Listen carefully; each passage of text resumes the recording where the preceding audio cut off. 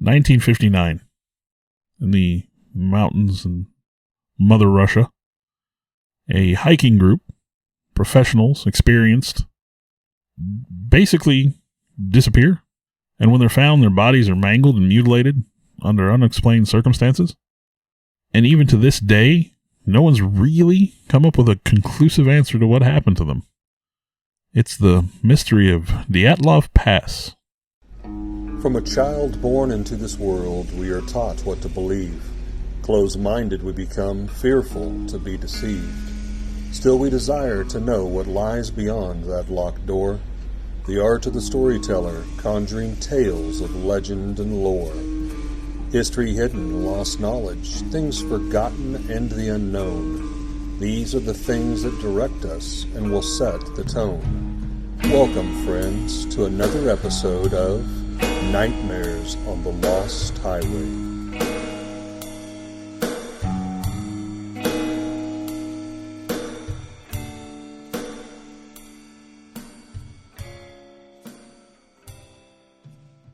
So sometime between February 1st and the 2nd, in 1959, 9 Russian hikers die in the northern Ural Mountains. Now, these were experienced skiers. A group was formed for a skiing expedition and led by Igor Dyatlov, a 23-year-old radio engineering student at Ural Polytechnical Institute. He was the designated leader, and he assembled a group of 9 people for this trip. Most were his fellow students and peers at the university. Each member at the time they went into the mountains, which was 8 men and 2 women, they were experienced grade 2 hikers with ski tour experience. Completing this trip was going to earn them their grade 3 certification, which was the highest hiking certification you could earn in Russia at the time. I thought it was only the one guy that was trying to earn his master. The rest of them were experienced. I have that they were all going to earn it. The one guy was going to earn his master. That was why he was going. This was to become like a master trainer. I guess I missed that. I knew they were experienced, but I thought it was just that one dude was getting his. Now, there's a lot of Russian names here. and we're going to butcher these. We will indeed butcher these names. But so the expedition, as they set out for the mountains, included Igor Dyatlov, 23, Yuri Doroshenko, 21. Lyudmila Dubinina, 20. Yuri Krivonishenko, 23. Alexander Kolovatov, 24. Zaneta Kolmogorova, 22. Rustam Slobodin, which you said I was pronouncing that one wrong. Slobberton, I believe, is actually the way you pronounce it. Well, that's not the way it's written. Okay. we'll roll with it. 23. This one's probably the most difficult to pronounce, and it's not even Russian, I think. Nikolai Thibault-Brunel, maybe? Something along those lines. And a Yuri Yudin. But, yeah, they were all slated to receive a grade 3 certification when they returned. Not exactly sure what that means. I wasn't either. I mean, obviously, it's a rank I would almost expect. I think of like the Boy Scouts or military, like where you get the different ranks. But to talk a little bit more about the group, a very well diversified, very well educated group. Alexander Kolovtov, you mentioned he was 24. He was a student of nuclear physics. He worked for the secret Soviet service at one point and helped supervise Soviet nuclear industry. Ooh. Yuri, and again, we're going to butcher these names, so bear with us, but Yuri Vonishenko, the 23-year-old, he was considered the joker of the group, and he played a mandolin, and he had it with this expedition and always took it, and he was the prankster of the group. Ludmila Levo was the 20-year-old. She was a dedicated communist and studying economics.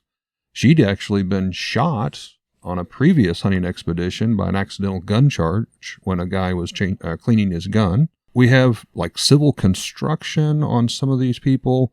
Nikolai Deprevlio was the son of a French communist. He was actually born in a concentration camp.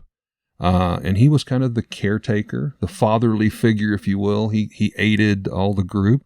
One of the guys, Slobberton, that we talked about, or Slobberton, he was a graduate with mechanical engineering. I mean, these were very educated, book smart, a group of people.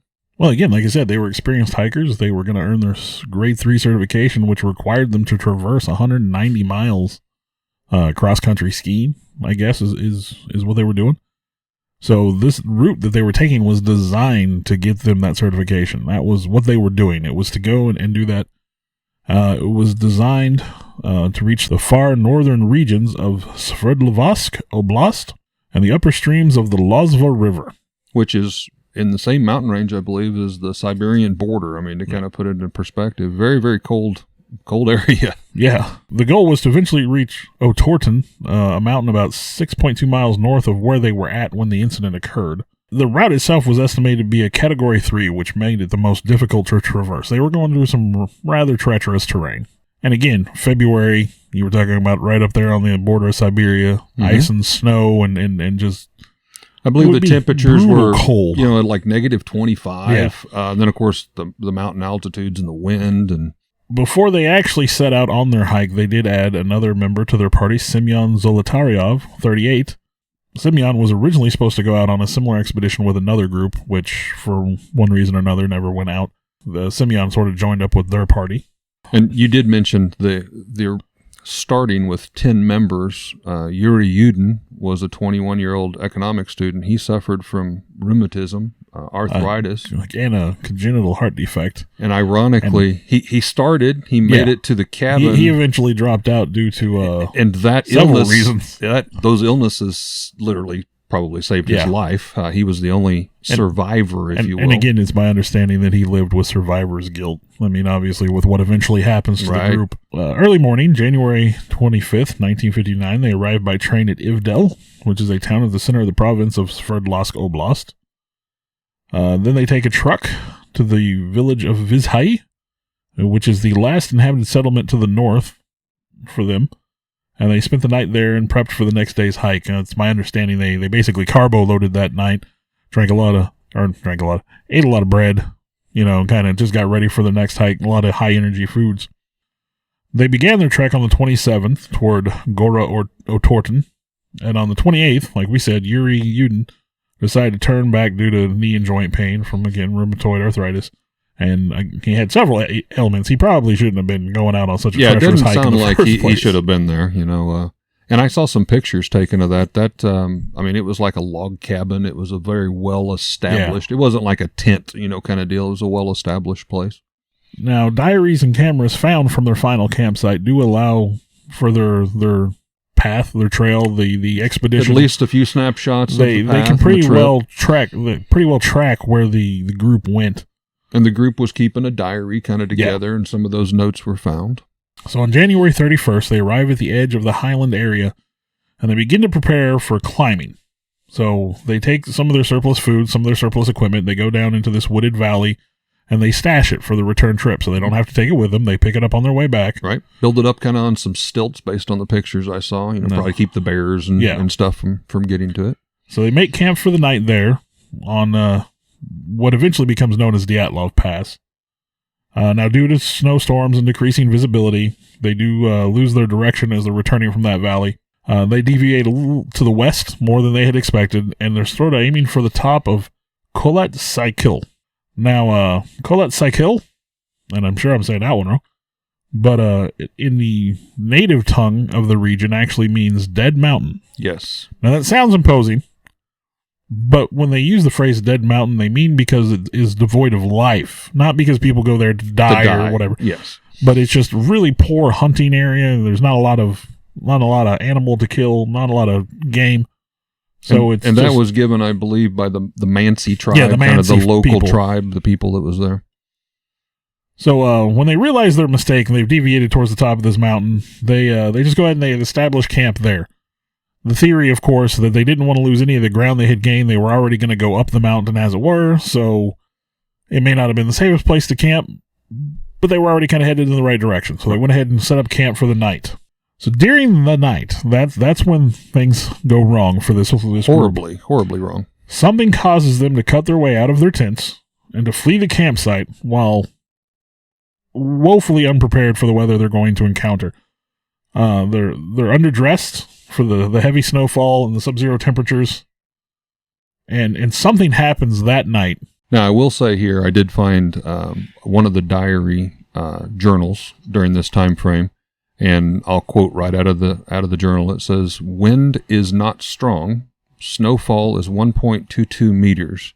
Tired and exhausted, we started preparations for the night. Not enough firewood. Frail, damp furs. We started fires with firewood logs. Too tired to dig a fire pit. We had to suffer right in the tent. It is warm." Kind of a contradictory there, I'm not sure, but again, I'm quoting out of the diary. "Hard to imagine such a comfort somewhere on the ridge with piercing winds 100 of kilos away from any settlement." So, I mean, they were already starting to feel we are out away from anybody. And again, I mean, they're way out there. Before leaving, Dyatlov had agreed to send a telegram to their sport club as soon as they returned to that village of Vizai, which he had estimated to be February 12th. Now, when Yuri Yudin separated from the group, Dyatlov told him, he's like, "We're probably not going to be back by the 12th. Yeah, we're already seeing some problems. Yeah, which seemed to also be very typical to past expeditions. There, I noticed there were several people that, it should take this amount, but you're at the mercy of the weather, and God forbid somebody gets injured or sick, it's going to slow you down multiple days. So very common. So when no one had heard word from Dyatlov by the 20th, the relatives began to demand that action be taken. Obviously, they're concerned about their family. The head of the institute, he sent out the first groups, which consisted of volunteer teachers and students looking for the survivors. And then later the military got involved using planes and helicopters. Now, the Mansi tribe, I believe, also had some members in that initial, at least, search. Well, they were more familiar with the area, obviously. It was sort of their home turf. So on February 26th, the group's abandoned final camp was found on the Kholat Syakhl. Again, I'm sure I'm messing that name up. on Dead Mountain. And their damaged tent was found with I believe, a flashlight. They said torch. I don't think they meant like a burning torch, so I'm going to say flashlight. And I on top of it. You mentioned that the tents were ripped and cut. I found reference that, I'm not sure how you would tell this, but they felt they were cut from the inside. Yeah, the way they were cut, it seems as if they were cut from the inside. So it wasn't like somebody attacked from the outside, slicing the tent. It was like they were inside trying to escape. The tents were found covered in snow, and then it was obvious that they had been cut from the inside, so like they were trying to escape. Now, they said the tents contained a lot of their belongings, including money, supplies, and even footwear and boots. Some clothing and some cold weather gear. I mean, they had it there with them. They found barefoot prints leaving the tent area. 9 set of footprints were found leaving the tent. They were left by people wearing only socks, maybe a single shoe in some cases, or even barefoot. Yep. And they led down to the edge of the nearby woods on the opposite side of the pass, which I believe is where they had their gear stored. After about 1,600 feet, the tracks became untraceable and they became covered in snow. So, sometime later, under a large Siberian pine, searchers found the remains of a small fire and discovered the first two bodies, which was Krivonishenko and Doroshenko. They were both shoeless, wearing only their underwear. There were branches broken up in the tree at a height of about 15 feet. So the going theory is that they climbed the tree trying to find something. I mean, where they think they were looking for the camp, possibly.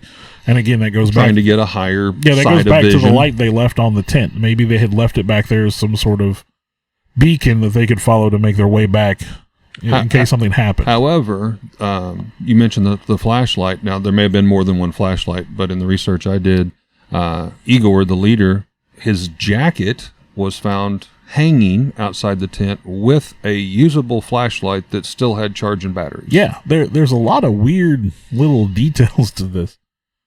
Now, between the pine and the camp, the searchers were able to find 3 more of the bodies, which included Dyatlov, Kolmogorova, and Slobodin, or Slobberton, however you want to pronounce it. And they all were found dead, and poses suggested that they were returning to the tent. Now, unfortunately, it took more than 2 months to find the remaining bodies. And they were found on May 4th under about 13 feet of snow in a ravine 246 feet further into the woods from the pine tree. They were better dressed than the others. There were signs that they had taken clothing from those who had died before them. Dubinina was found wearing Krivonishenko's burned and torn trousers, and her left foot and shin were wrapped in a torn jacket that belonged to someone else. I mean, obviously something has happened. They've all died under these mysterious circumstances. Again, sometimes with a single sock on, a single shoe or boot, wearing others' clothing. So that would kind of, reminisce you that something obviously frightened them, startled them. They left in a hurry. Now, we did talk in the Missing 411 episode about, people who suffer from hypothermia do tend to strip out of their clothing sometimes. Yes. I believe they call it paradoxical stripping. But they feel like they're burning up. They're overwhelmed with heat when When just they're really actually freezing. Yeah, it's really the nerves just misfiring and not understanding the input. And so that might explain why they were found in various states of undress. Now, I want to reflect back again. I want to stress these aren't typical teenagers that would just go out to do hiking. No, definitely not. One of the first bodies that you mentioned that was found, the Yuri Doroshenko, he was 21 years old. He had background in radio engineering. One of the things I came across here, maybe a little less known, he had chased a full-grown bear off with a ice pick or hammer to defend the group on a previous expedition. I mean, these guys were tough. They were experienced. Igor Dyatlov, the leader of the group, he had even developed some of his own equipment, including a cook stove for the day that was specially designed for cooking and all this. I mean, he was found, as you said, with one sock on, but his hands and his arms were clenched in his chest, almost like in a defensive pose. And I mean, he was literally frozen solid that way. Yeah. Very, very strange. Very, very strange. Yeah, these are experienced hikers. And then on top, the original camp where they'd found those bodies later, a few weeks later during some of the other hunts and trying to find the other bodies, it was noted that some of the treetops were burned and singed. I didn't find that detail. It wasn't originally discovered, but like I said, a couple weeks later, and it was kind of blown off, possibly as a cover-up, because one of the guys that get found into some potential theories for that later on. Yeah, it definitely lends itself for that.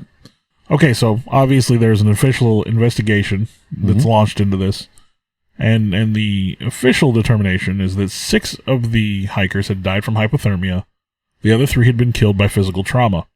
Of those 3, 1 victim had major skull damage, 2 had severe chest trauma, and when examined by a medical examiner, he described the damage as being like that of a car crash victim. Right. They had suffered severe crushing damage, external damage, and yet very little external damage. A lot of broken ribs and stuff on a couple of the members, both sides. But again, no external wounds to account for the internal wounds. And then one of them had a small crack in the skull. 4 bodies were found lying in running water in a creek. Of those, 3 were missing soft tissue, had soft tissue damage to the head and face. 2 were missing their eyes. 1 was missing a tongue. 1 was missing its eyebrows, which seemed weird.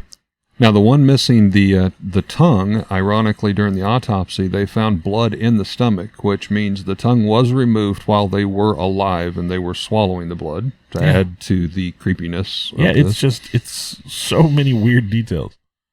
So, the official inquiry, as released by Russian officials, it states that 6 died of hypothermia, 3 of fatal injuries.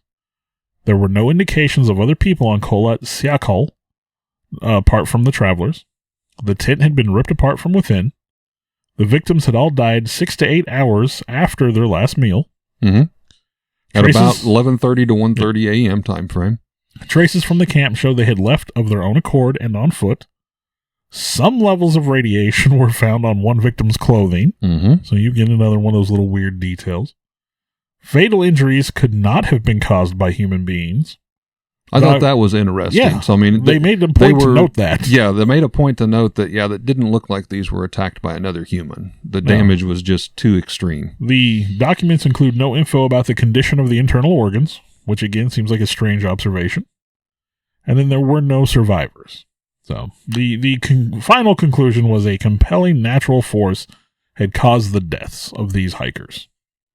Now, later on, I'd briefly mentioned there was a little bit a possible cover-up. Those words often go with some of this type stuff. The Russian military, you have to keep in mind, this was during the time of the Sputnik and the Great Space Race, and there was a lot of things going on, and some of these individuals and some of the ones that went on the search and rescue were military.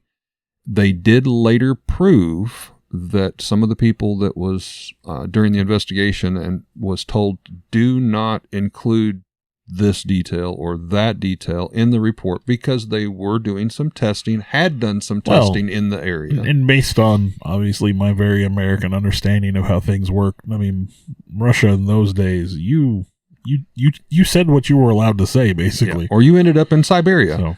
But to touch base a little bit more, some of the autopsy reports, there was a few other details that later came out with a little bit more information. As you had mentioned, several of them had like soft tissue and stuff. Yuri Doroshenko, it was noted that the hair on his right side was burned. He was noted with blood on and in his ears, nose, and lips.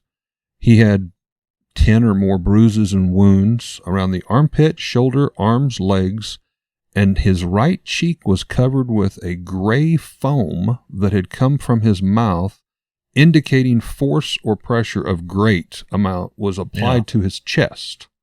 That's one example. Yuri Vonashenko had several bruises, abrasions on his head, but as well as the backside of his right hand appeared to have been chewed off. And it was stated chewed off. I thought that was interesting. A number of them had weird bruises and or missing flesh on the backside of their knuckles and hands. And I think the official explanation for a lot of that was scavenging animals. And again, very possible. A couple of related reports at the time. 12-year-old Yuri Kunsevich, he attended 5 of the funerals for the hikers because I guess he had known them or was somehow involved with them. And he later recalled the detail that their skins all had a deep brown tan. I remember you saying that. So, I hadn't come across that, but that definitely lends itself to some of the theories. There was also another group of hikers about 31 miles south of where the Dyatlov Pass incident happened, and they reported they saw strange orange spheres in the sky on the night in question. Mm-hmm. Now, I want to say here, at the time, this location was obviously not known as Dyatlov Pass. It was named after Igor Dyatlov. After the fact, incident. This became the Dyatlov Pass incident. So, Russia reopened the investigation in 2019 and finally released its final conclusion in 2020. Their final conclusion is as follows. Death had been caused by an avalanche. The survivors had been forced to suddenly leave their camp in low visibility with inadequate clothing, resulting in hypothermia. And reported by Andrei Kuryakov, deputy head of the regional prosecutor's office, he stated, and I'll quote, "It was a heroic struggle. There was no panic, but they had no chance to save themselves under the circumstances." A study published in 2021 suggested that a slab avalanche would explain some of the injuries. Looking into it a little bit so I could explain what a slab avalanche is, they say it basically looks like the snow is just cut out in a certain pattern and it just slides straight down. It's not that tumbling avalanche that you kind of see. It would almost be like a boulder falling of ice, just like or just a big chunk, just a chunk of snow sliding down. Here comes a semi truck just sliding down the mountain at you. So avalanche sounds good, right? No, but not so I've good. I've got a problem with that. There's some contradictions to that. So, and you can tell me what you found, but here's the things I found immediately. The location didn't have any immediate evidence that an avalanche had occurred. Nor had it in any past. Yes. Over 100 expeditions have traveled that area since then and have never encountered an avalanche, nor avalanche conditions. Analysis of the terrain shows that had an avalanche occurred in that particular area, it would have bypassed where they were camped, where their tent was found. Dyatlov was an experienced skier. Zolotaryov was studying for a master's certificate in ski instruction and mountain hiking. Correct. Very experienced, wild wilderness traveling people. Both were deemed too experienced to likely camp in an avalanche zone. They would recognize the hazards. It would be common sense, yes, for them. And the footprints they found were inconsistent with people fleeing in panic from an avalanche. It was consistent with individuals walking at a normal pace. And let me ask this question. We both mentioned footprints. Had there been an avalanche, one would have thought footprints would have been covered. Yeah. Also, we mentioned that Igor's coat was still hanging outside the tent, as well as, I believe there was a picture, I know it was noted, that a pair of skis were stuck in a small snowdrift, still standing up. The tent itself in the pictures is not buried like you would expect with an avalanche. Yeah, either way, whether it be a slab avalanche or snow, it would have buried it, it would have tumbled it, even the bodies were not covered with an unreasonable amount of snow. They were covered with like a snowfall amount of snow. I'm calling BS on the avalanche theory. So the avalanche theory kind of doesn't hold up. Yeah. So, if it's not an avalanche, what else could it be? Well, here's some possible theories, and I think we can touch on base on a few of these. One of the first ones I found was a katabatic wind, which I'd never heard that, but they call them a windfall. And what that is a heavy moisture-laden air carried downward by gravity. It's almost a physical force, almost in itself, like a waterfall. They kind of compare it to it a little bit. They're rare, but they can be extremely violent. And it would have been impossible to remain in the tent under those circumstances because it would have basically tried to collapse the tent on them. So had they stayed in the tent, they likely would have suffocated. They would have had to have left. Now, they cut themselves out from the inside. That much is obvious. That part I felt was strange. Why would you cut yourself out when there obviously was a door to get in and out? Yeah. That's another thing. Why did they have to cut themselves out? That was a little strange. So katabatic wind is an interesting one. Okay. Infrasound was another theory I found. I had that one down. And it's believed that wind going around the mountain can cause infrasound. Yes. Infrasound is capable of inducing panic attacks in human beings. Nausea, all type of weird side effects. And then further down the mountain, they would have gotten out of the path of the infrasound. They would have been out of the influence, and they would have sort of recovered and realized what they had done. And then that might explain climbing the tree to find the camp, since they now realize that they've left the camp for no apparent reason. Totally disoriented them. And again, fleeing in a panic. Maybe they cut their way out of the tent. I will add to that, adding more merit, I believe, to that. There was a 5-year research program done for that infrasound strange weather phenomenon, and they tested it at Dyatlov Pass and did recreate it on several occasions. I mean, it's possible that it's happened. Possibility. Military testing. Oh, yes. That's a good one. And we've even kind of touched on it a little bit already. Speculation says that their site was within path of what's called Soviet parachute mine exercises. Parachute mine. Again, I had to, what's a parachute mine? What? But apparently it was a weapon. It's a mine. It's literally a mine dropped via parachute, and it detonates above ground. So it doesn't ever make contact with the ground. It detonates at a certain height in the air. So, hey, maybe they heard these loud explosions. They fled the tent. That would explain flashes of light seen by other people in the region at the time. And that was noted that other people had saw, as you said, weird orbs, lights. And it could explain the damage to the trees. It could explain the burn marks. Yeah. It could explain the damage to the bodies, because they would have been hit with explosive force. And I guess it could lend itself to the avalanche theory if they exploded something above. But again, the tents were there, the skis were upright. Yeah, there's just things that don't make a lot of sense. I don't think that was that. Possibly radiological weapons due to the slight amount of radiation detected on some of the clothing and due to the appearance of the skin.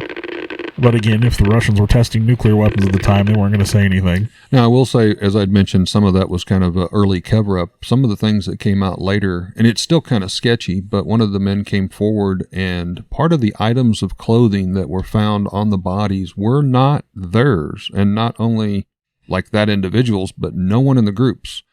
I never found that. There was actually some military-issued socks that were found, as well as a piece of torn parachute-like material that had military markings on it that they had, I would assume, maybe used to try to, wrap themselves for warmth. It was clearly deposited there by the avalanche. Exactly, for sure.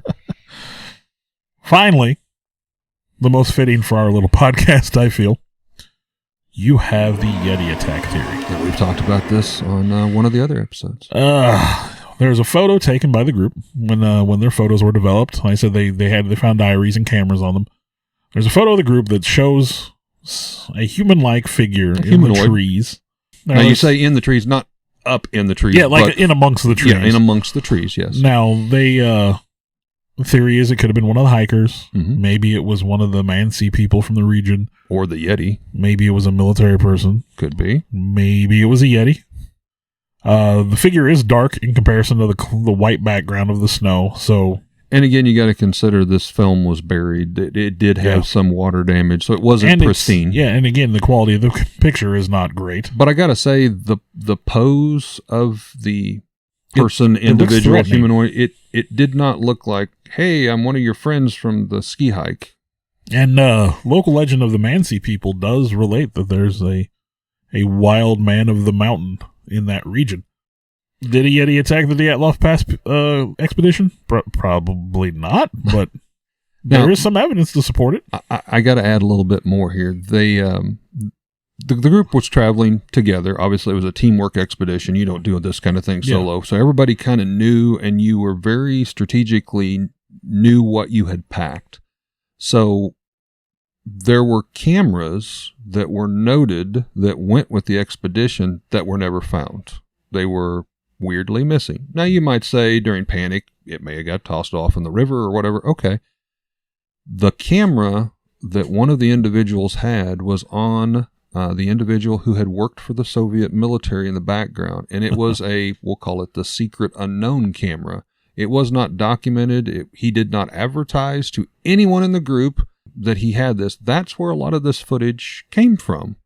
So one might suggest, well, if there was part of a cover-up and maybe it was military, we took the cameras that we knew were there. Yeah. But obviously there was one camera that was hidden inside of his vest and coat, and he had his arms up as if to protect himself, but maybe to hide the camera with some evidence of what really happened. Maybe.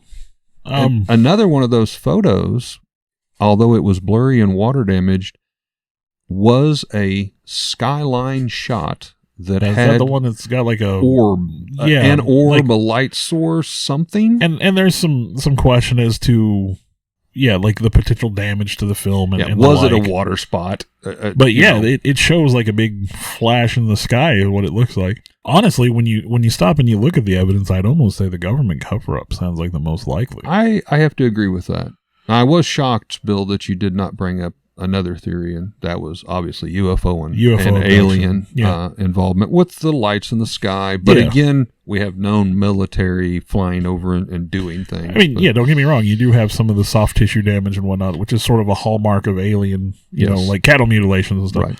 UFO that didn't seem to hold a lot of water to me. No, I agree. Just like the Mansi people. At one point in time, they accused the Mansi people of attacking and killing these people for trespassing on their ancestral lands. And from what I understand, the Mansi's like extremely peaceful. They have always welcomed people into the area. And there was no evidence that humans had been involved in this at all. Yeah. And by the way, the mountains were not considered a religious any type of a protected area by the tribe. Well, it wasn't like a burial ground or anything along those lines. Again, the name Dead Mountain is to indicate that there's not even good hunting in the area. They didn't really. It wasn't important to them. If you crazy people want to trek up through here, have at it, because we're not doing anything with it. You crazy civilized people think you. But you might watch out for the Yeti, because we do believe in that. You civilized people want to do for fun what we do to survive every day. I did think it was strange that in the tents that they'd cut their ways out of, like I said, most of their belongings were still there, and working belongings, flashlights and stuff. But money and alcohol was found. Now, to the Mansi tribe, either one of those you would have thought, if the Mansi had been involved, they would have taken. I found where alcohol was actually worth more than money to the Mansi tribe, and they did use that for trades. So again, I don't think these people had anything to do with it. The Mansi weren't involved. And they helped to try to find the search and rescue. I mean, why? Why? Well, what is it? They say serial killers and whatnot usually get involved. I guess they want to be involved. Yeah. But no, I'm not buying that the Mansi were involved in any way. Honestly, I think the most likely explanation, I think those parachute mines seem to fit the bill. Which definitely could explain, like I had mentioned, the treetops where the little camp was found and the first two bodies were singed and burnt. That was noted. Again, drop a bomb or landmine from a parachute. Can you imagine being underneath that and a landmine going on above your head? Well, again, they say that might explain the damage, because it would be the shockwave from the explosion. Like the car accident impacts, So, again, if I was going to pick one, I think the aerial mine thing is probably the closest. So. You can definitely say, for a 60-year-old mystery, it's still unexplained to some degree, and a lot of unanswered questions, and maybe no one theory totally explains everything. But I'm like you. I'm definitely leaning towards military. So what we're saying is the Mansi people hired the Yeti to work with the government.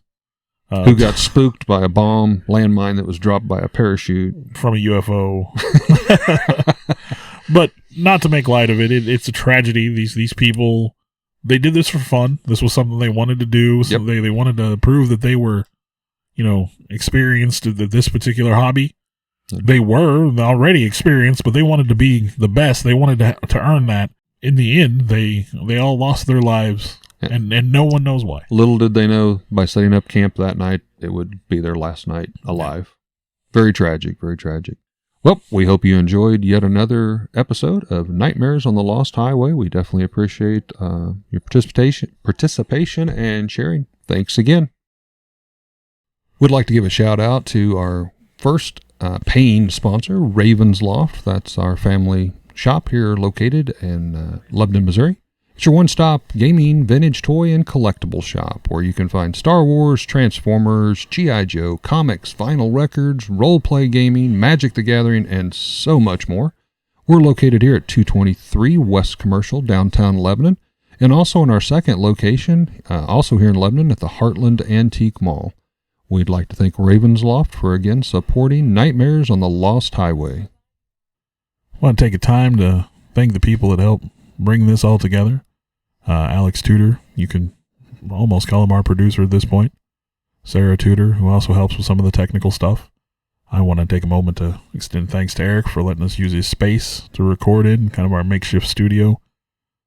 I, in turn, would like to thank Bill for, one, putting up with me and using this camaraderie to do something we both very much love and enjoy doing, and thank Bill's family for allowing him to spend all the time to work and clean up our recordings and present them in what you hear in the final terms, the final edition, if you will. And I'd like to thank all of you for continuing to listen. I know we've got some loyal followers out there.